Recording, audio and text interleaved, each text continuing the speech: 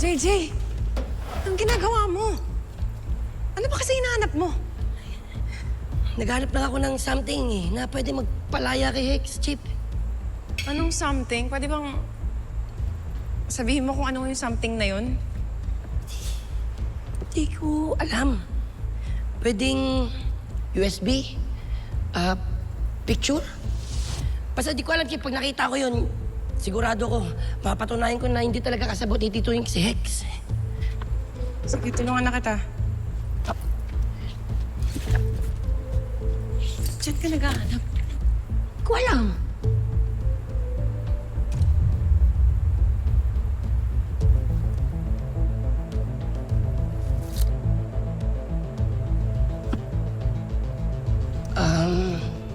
Sa tingin ko, Chip, ikaw lang ang kailangan magbukas niyan. Sige na. Good luck po. Alis na ako, Chip.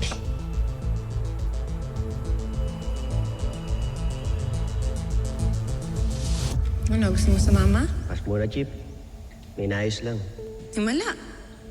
Usually, nagpupumilit kang sumama. Medyo busy, Chip eh. Nagkausap na ba kayo ni Martin? Hindi pa, bakit? Wala naman. Sinabi mo nang minsan may kailangan kang sabihin sa akin. Ano yun? Ibang tao na lang yung magsasabi sa'yo, Chip. Sino? Basta mamaya.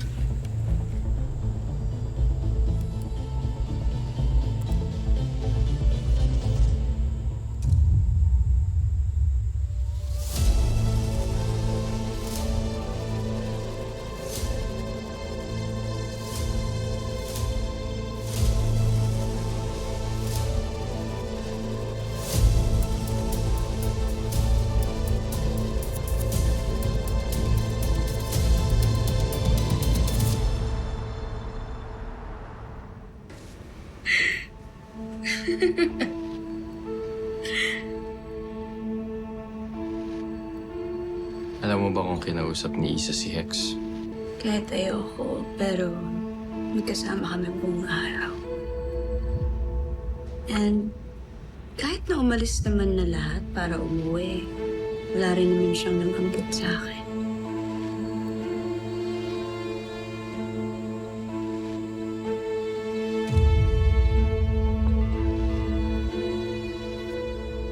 May tatanong sana ako sa'yo. Yeah. Kalimutan ko na. Kasi nakita ko to. Sa asset to malamang. Naiwan siguro kanina. Pagdudahan niyo na po ba yung asawa niyo? Nung bago pa lang kami, araw-araw kong kinukutuban, kaopisina niya. Babe, nasa field pa ako. Kasama si na Tito at Alfred. Katatawag ko na kay Martin. Sabi niya magkasama kayo. Hindi, Isa.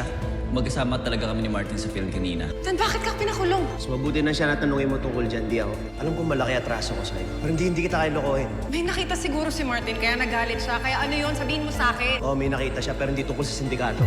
May mga bagay na hindi dapat sa akin manggaling.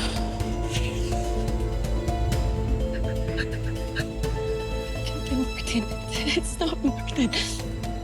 Well, wala rin naman ng hawak na ebidensya si Hex laban sa akin.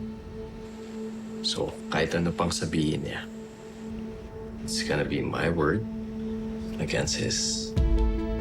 Do you think we should stop? Or we're ahead? You wanna stop? Ngayon pa ba? Kailan wala nang pwedeng gumalaw sa atin? Yeah, I don't think so.